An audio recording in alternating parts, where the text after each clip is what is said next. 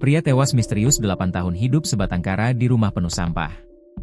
Sosok pria di Kabupaten Pati, Jawa Tengah yang ditemukan tewas misterius tengah jadi sorotan. Pasalnya pria berinisial YL usia 50 tahun itu meninggal dunia secara mendadak setelah 8 tahun tak keluar rumah.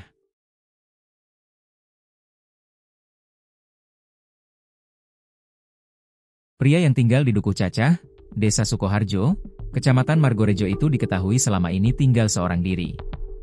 Hidup sebatang kara, YL terakhir kali terlihat oleh tetangganya 4 hari sebelum tewas.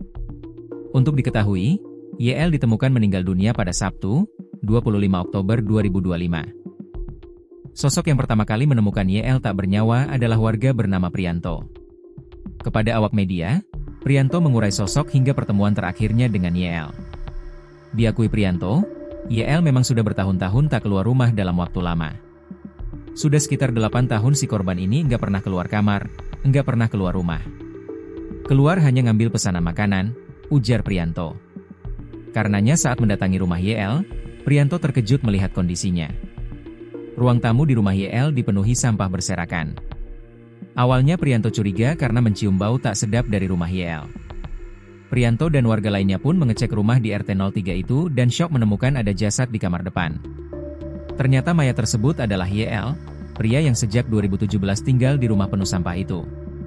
Begitu kita buka pintunya, di dalam banyak sampah dan korban ada di kamar depan, imbuh Prianto.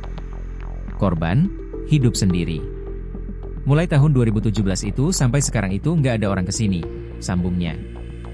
Gelagat korban dan sosoknya.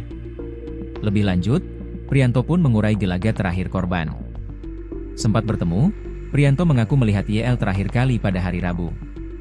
Kala itu YL tengah mengambil pesanan makanan dari ojek online.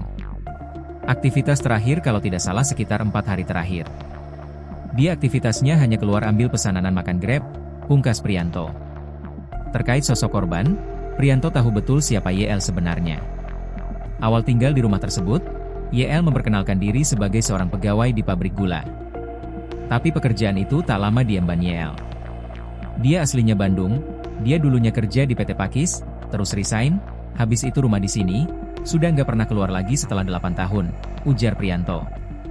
Perihal sosok korban, Prianto menyebut YL adalah orang yang tertutup.